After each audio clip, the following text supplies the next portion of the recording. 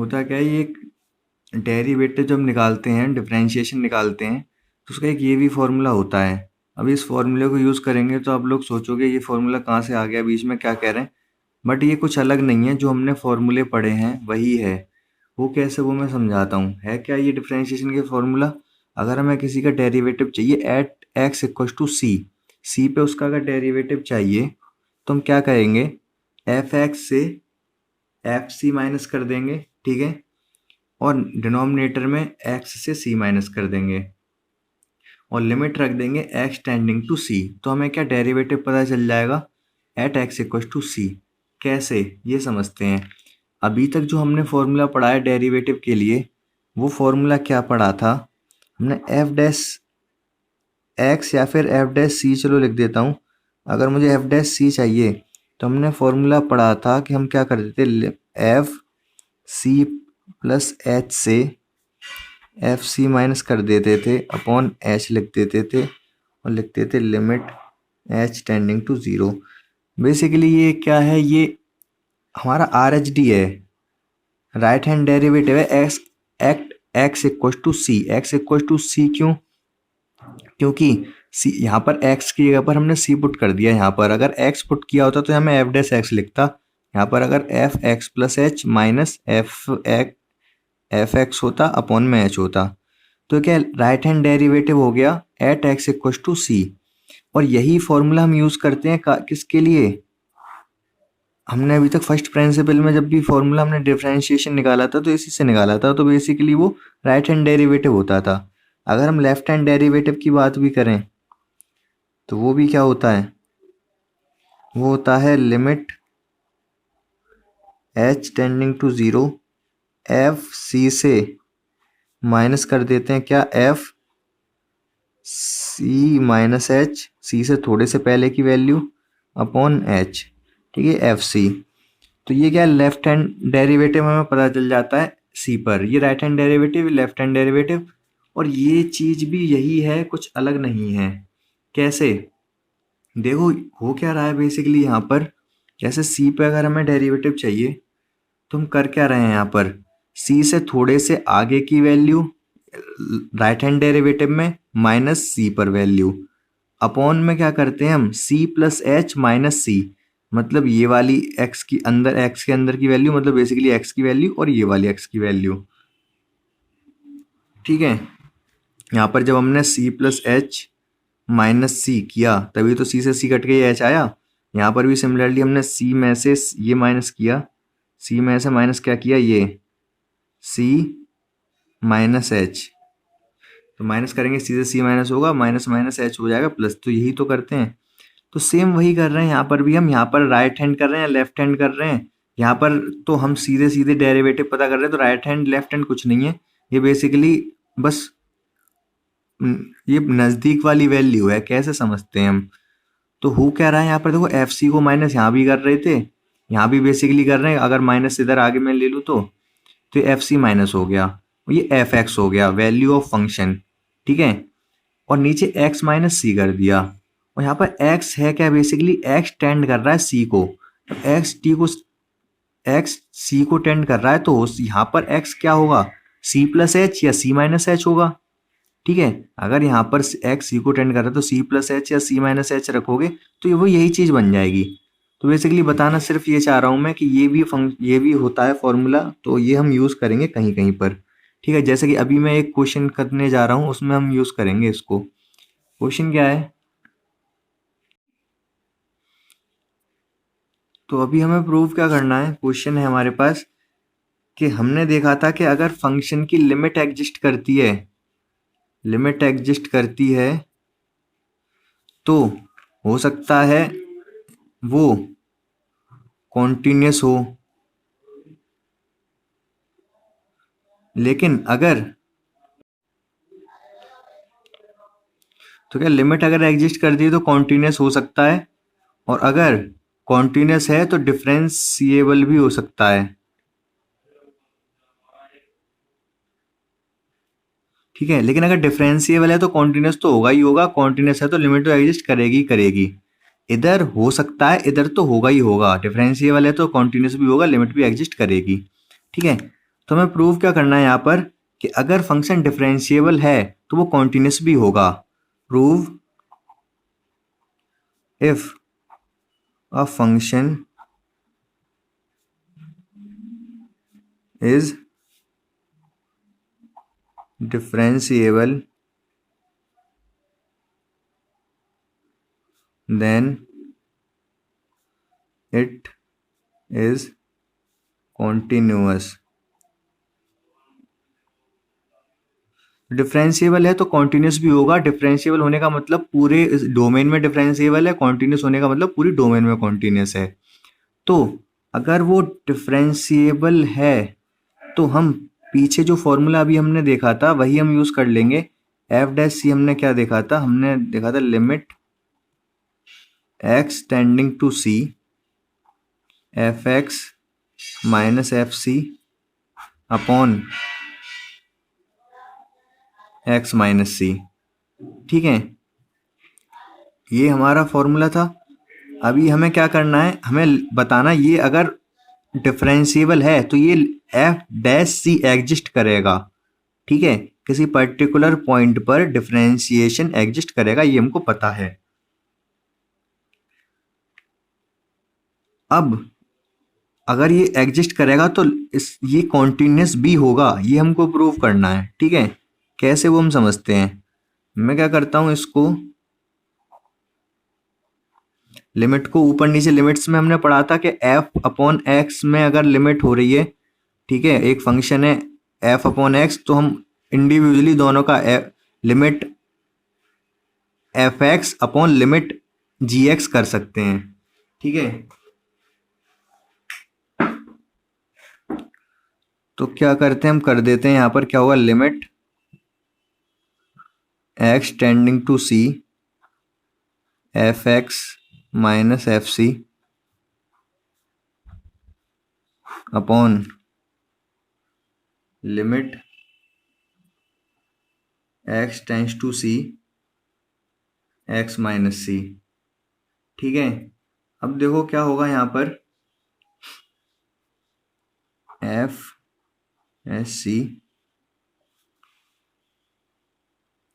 इस लिमिट को देखो आप, जब ये लिमिट क्या अभी इंडिविजुअली दोनों पर चली जाएगी, ये लिमिट इस पर भी चली जाएगी देन इस पर भी चली जाएगी, क्योंकि अगर एफ एक्स माइनस जी एक्स पर लिमिट है तो एफ एक्स पे अलग माइनस जी एक्स पे अलग लिमिट लगा सकते हैं हम।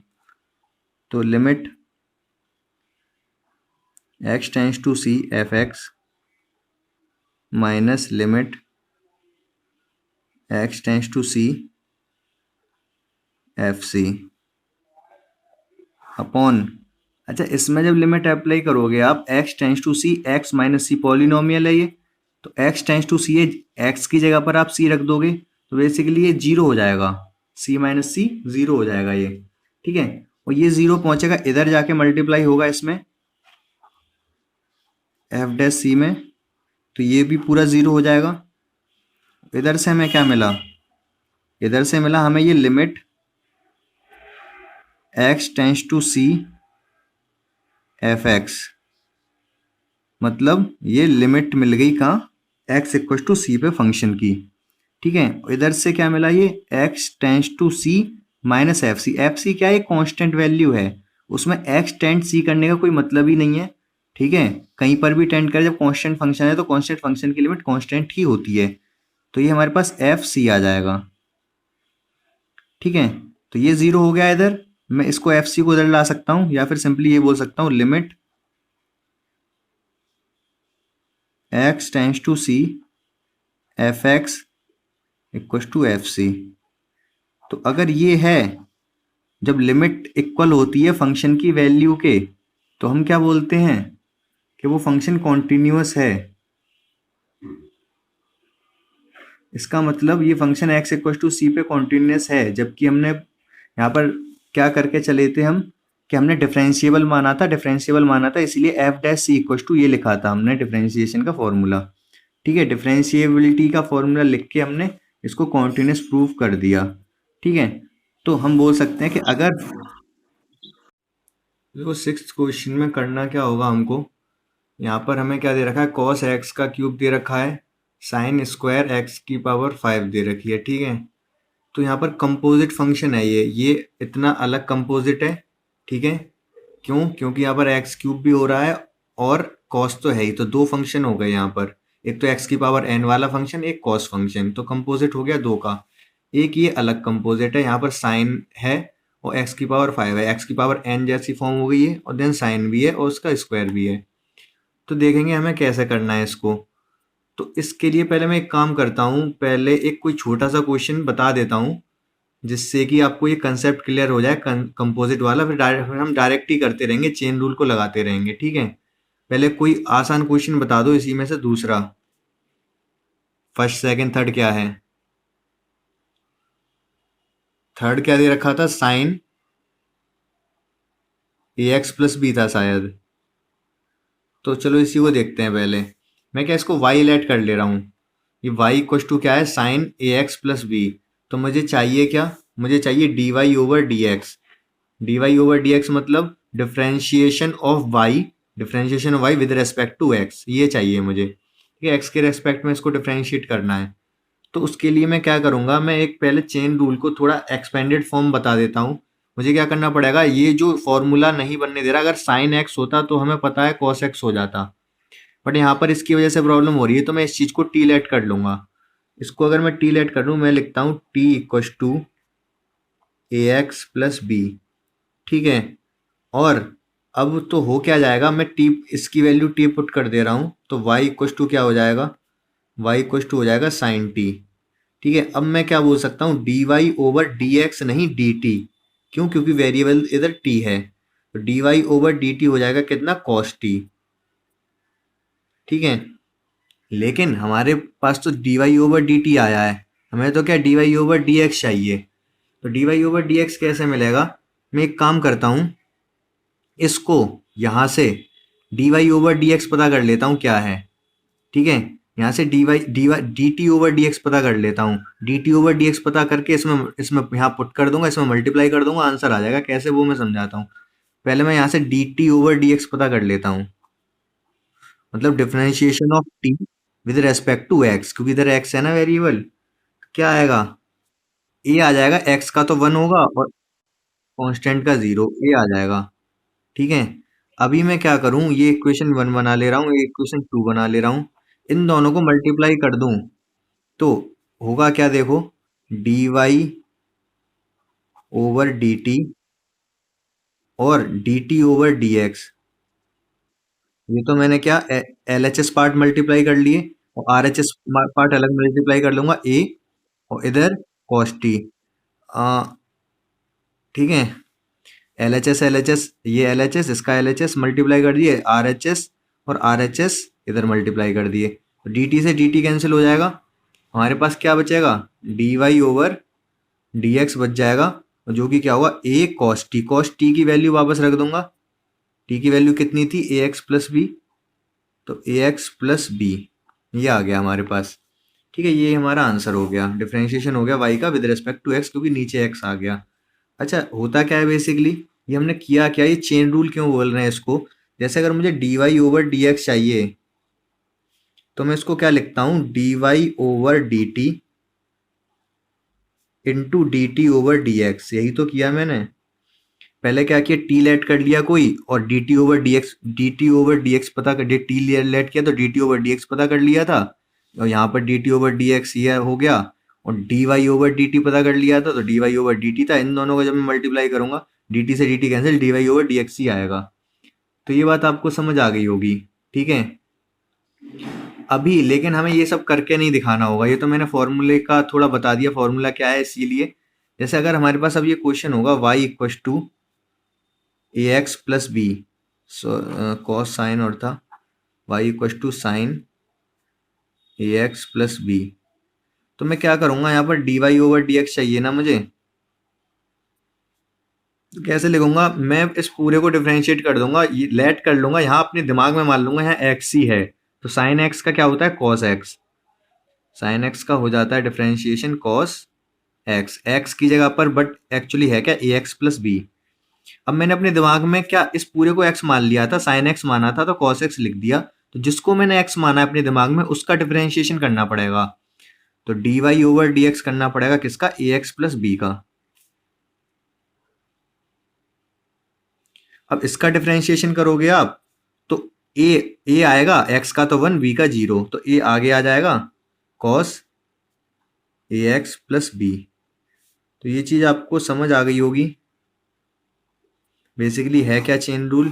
ठीक है, यही चेन रूल है कि हम इसको x मान लेंगे अपने दिमाग में, साइन x का होता है cos x, जिसको x माना है बट यहाँ पर लिखेंगे तो x प्लस बी, और फिर हमने ax प्लस बी को अपने दिमाग में x माना था तो डिफरेंशिएशन कर देंगे, dy ओवर dx करेंगे किसका, जिसको हमने अपने दिमाग में x माना, मतलब ax प्लस बी को माना था, तो यहाँ ax प्लस बी का डिफरेंशिएशन किया तो a आएगा, वो लिख दिया हमने यहाँ पर।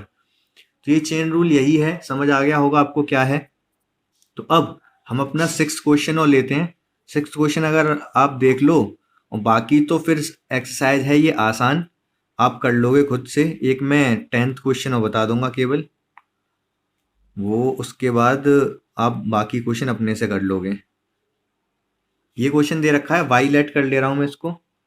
ठीक है, वाई लेट करूंगा तो d y over d x लिखूंगा, एफ एक्स लेट करूंगा तो एफ डैश एक्स लिख दूंगा डिफरेंशिएशन के लिए। फिलहाल वाई है तो d y over d x लिखूंगा, या फिर वाई डैश भी लिख सकते हैं डिफरेंशिएशन का साइन दिखाने के लिए, कोई दिक्कत नहीं है। तो अब कैसे करेंगे इसको, सबसे पहले तो यहाँ पर हमारे पास दो फंक्शन है, एक तो फंक्शन ये अलग है, एक ये अलग है।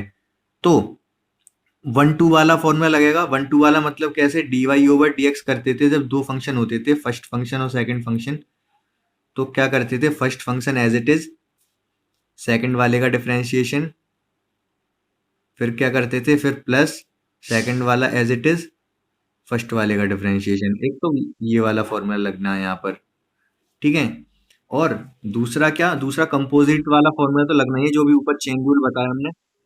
ये म्यूट करो, किसके यहाँ से आवाज आ रही है, पूछना है तो कुछ पूछ लो। तो यहाँ से d y over d x देखते हैं हम क्या होगा। तो पहले तो मैं इसको एज इट इज लिख देता हूँ, d y over d x किसका कर, क्या दिख नहीं रहा, दिख तो रहा होगा ना अभी। हाँ बस इतना ही है, पेज नेक्स्ट पेज करना पड़ेगा, खत्म है ये यहाँ पर। तो sine square, sine square x की पावर 5 का करेंगे पहले, प्लस साइन स्क्वायर एक्स की पावर 5 एज इट इज रहेगा, फिर डिफरेंशिएशन करेंगे हम कॉस एक्स की पावर 5 का। ठीक है, यहाँ तक कोई प्रॉब्लम नहीं है आपको। अब आगे देखो होगा क्या, कॉस एक्स की पावर 5 है ये। अब इसका डिफरेंशिएशन करना है।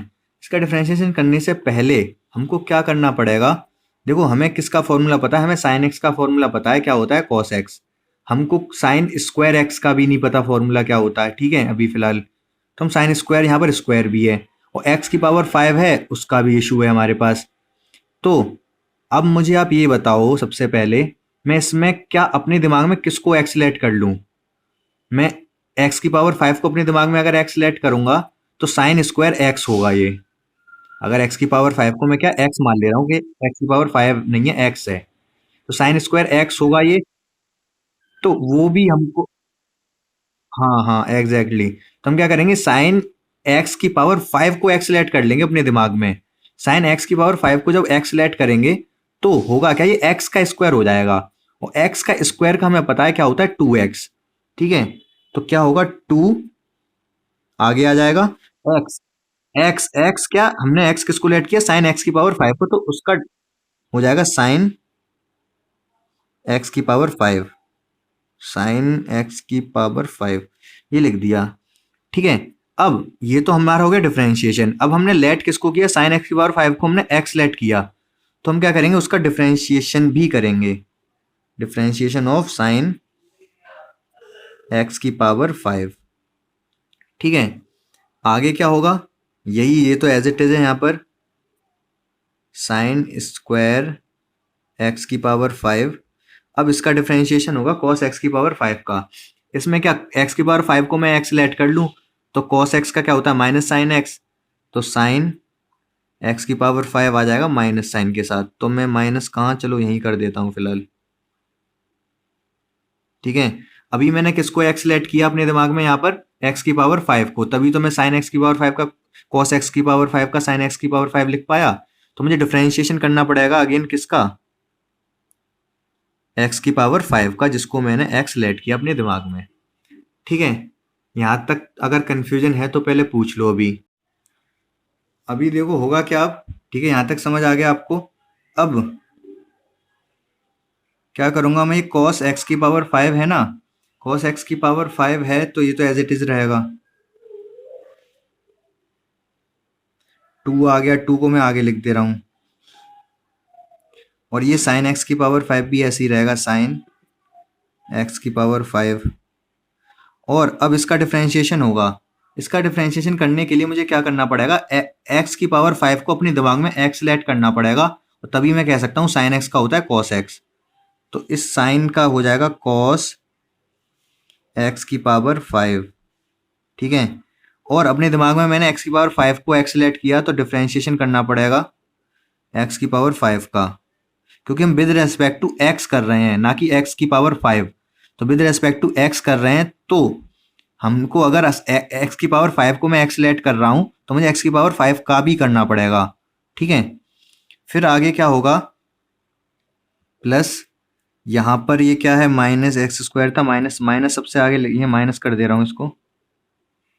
अब ये साइन एक्स की पावर 5 है, साइन स्क्वायर एक्स की पावर 5 है, तो इसको मैं लिख सकता हूं साइन क्यूब एक्स की पावर 5। ठीक है, ये x की पावर 5 लास्ट में रह गया। x की पावर 5 का डिफरेंशिएशन कितना हो जाएगा, 5 आगे आएगा, x की पावर 4। अभी हमने x को ही x लेट किया है। ठीक है, म्यूट कर लो। x को ही x लेट किया है, तो इसीलिए हमने आगे अब नहीं करेंगे। ठीक है, x की पावर 5 था तो x की पावर n का ही तो फॉर्मूला बन रहा है ये। तो ठीक है, यहाँ पर हो गया ये कंप्लीट। अभी यहाँ पर और यही चीज करनी रह गई, 5x की पावर 4 आएगा, जो कि कॉमन भी आ जाएगा लास्ट में आगे। ठीक है, आगे कॉमन आ जाएगा, और यहां से देख लो क्या फॉर्मूला बन रहा है ये। आप चाहो तो इसको स्क्वायर कर सकते हो, कॉस स्क्वायर एक्स की पावर 5 कर सकते हो, या फिर आप इन दोनों को अगर इन यहां से इतना देखो, ये क्या बन रहा है, 2 sign A into cos A बन रहा है ना। 2 साइन ए कॉस ए क्या होता है, साइन 2a होता है। तो आप साइन 2a वाला फॉर्मूला भी लगा सकते हो यहाँ पर, चाहो तो मत लगाओ, कोई फर्क नहीं पड़ेगा, वो आप आंसर देख लेना। और इसको स्क्वायर भी कर सकते हो, इन दोनों को एक साथ लेके, स्क्वायर नहीं हम फॉर्मूला लगाते हैं, हम इसको कर देते हैं साइन। इसमें मैं साइन 2a वाला फॉर्मूला लगाता हूं, तो ये हो जाएगा साइन 2x की पावर 5, और ये कॉस x की पावर 5। इसका डिफरेंशिएशन जब होगा तो 5x की पावर 4 आएगा, यहां से भी 5x की पावर 4। तो मैं एक काम करता हूं कि मैं कॉमन ले लेता हूं, क्या, 5x की पावर 4, और इधर से क्या बचेगा, माइनस साइन क्यूब x की पावर 5। ये हो जाएगा, ये आंसर हो सकता है ये आ रहा हो सकता है कुछ और भी आ रहा हो। अगर यहाँ पर हमने ये फॉर्मूला ना बनाया होता तो साइन एक्स की पावर 5 कॉमन आ जाता, और यहाँ से क्या बचता, कॉस स्क्वायर एक्स की पावर 5, इधर से बचता साइन स्क्वायर एक्स की पावर 5, फिर वो कॉस 2x का फॉर्मूला बन जाता। ठीक है, समझ रहे हो सकता है ये वाला आंसर हो। ये नहीं होगा तो क्या होगा, इन दोनों से यहाँ से मैं क्या कॉमन लेता हूँ, यहाँ से ये 5x की पावर 4 आएगा डिफ्रेंशिएट होके, और तो कॉमन क्या लिया जा सकता है, 5x की पावर 4, और एक और चीज कॉमन ले लेता हूं, क्या, साइन x की पावर 5। तो यहां से बचेगा 2 कॉस, ये कॉस x की पावर 5, कॉस x की पावर 5, तो 2 कॉस स्क्वायर x की पावर 5, और माइनस यहां से एक ही कॉमन लिया, एक साइन कॉमन लिया, तो 2 बचेंगे, साइन स्क्वायर एक्स की पावर 5। नहीं, फॉर्मूला नहीं बन पाएगा अगर यहाँ पर 2, ये 2 ना होता, तो ये क्या, कॉस टू एक्स की पावर 5 का फॉर्मूला बन जाता। तो हो सकता है यही आंसर दे रखा हो या ये दे रखा हो, आप देख लेना जो भी दे रखा हो। ठीक है, अब आगे मैं एक और क्वेश्चन बता देता हूँ, क्वेश्चन नंबर 10। देन ये एक्सरसाइज आसान है, आप इसी तरीके से कर सकते हो, कंफ्यूजन हो तो पूछ लेना। ठीक है, f x equal to greatest integer x दे रखा है और पूछा है कि इसको आपको प्रूव करना है, क्या प्रूव करना है कि x इक्वल टू 1 और x इक्वल टू 2 पर ये डिफरेंशिएबल नहीं है। ठीक है, तो हमें डिफरेंशिएबिलिटी के लिए LHD और RHD करके दिखाना होगा इक्वल नहीं है। वैसे तो हमको पता है कि x इक्वल टू 1 और x इक्वल टू 2 मतलब इंटीजर वैल्यू पे ग्रेटेस्ट इंटीजर कॉन्टिन्यूस ही नहीं होता है, तो कॉन्टिन्यूस नहीं है तो डिफरेंशिएबल होने का तो कोई सवाल ही नहीं होता। ठीक है, लेकिन हम LHD RHD से करके दिखा देते हैं। 1 पे दिखा दे रहा हूँ, 2 पे आप अपने से कर लेना। तो पहले RHD निकालते हैं। RHD मतलब right hand derivative. Right hand derivative अगर मुझे पता करना है तो क्या करना पड़ेगा, लिमिट h टेंस टू 0। ठीक है, और किस पे पता करना है, F1 पर। तो F1 को माइनस कर दूंगा मैं किससे, 1 से थोड़ी सी आगे की वैल्यू से। 1 से थोड़ा सा आगे क्या है, 1 प्लस एच। 1 प्लस एच से 1 को माइनस कर दिया और नीचे क्या करना पड़ेगा, इसके करस्पॉन्डिंग x की वैल्यू माइनस करनी होती है। फंक्शन के करस्पॉन्डिंग 1 प्लस एच से 1 माइनस करूंगा तो नीचे h आएगा। आपको ध्यान होगा बेसिकली ये डिफरेंशिएशन का भी यही फॉर्मूला होता था। आप जो डिफरेंशिएट करते थे फर्स्ट प्रिंसिपल से, तो यही फॉर्मूला यूज करते थे वहां पर भी आप। ठीक है, बट x रहता था 1 की जगह, जैसे हम 1 पे चेक कर रहे हैं तो ये राइट हैंड डेरिवेटिव भी यूज करते थे। समझ आ गया होगा आपको। अब आगे देखो तो होगा क्या यहाँ पर, अभी मुझे जल्दी से जल्दी बताते जाओ आप। लिमिट h टेंस टू 0, इसको मैं क्या लिख सकता हूँ, ये फंक्शन क्या है, ग्रेटेस्ट इंटीजर है तो 1 प्लस एच का ग्रेटेस्ट इंटीजर, माइनस 1 है तो 1 ही हो जाएगा, अपॉन h हो जाएगा।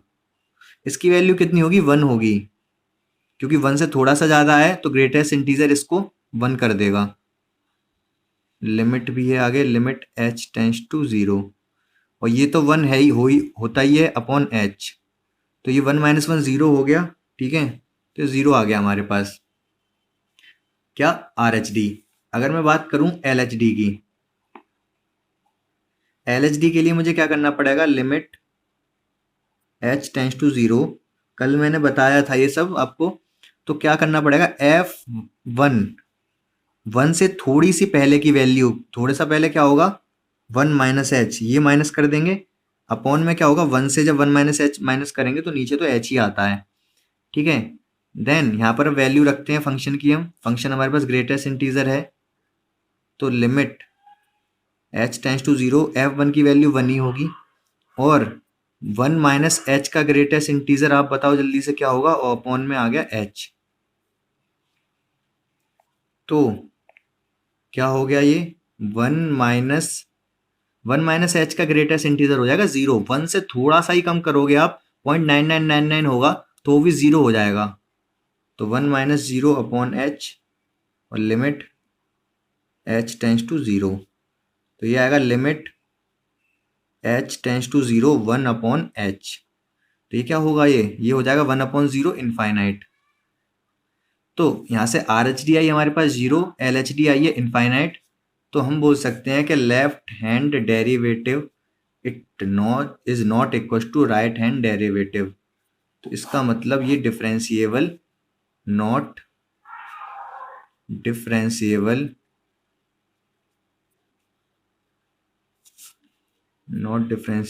At x equal to 1। x equal to 1 पे ये डिफरेंशिएबल नहीं है इसी तरीके से, क्योंकि ये कॉन्टिन्यूस ही नहीं था बेसिकली x इक्वल टू 1 पे।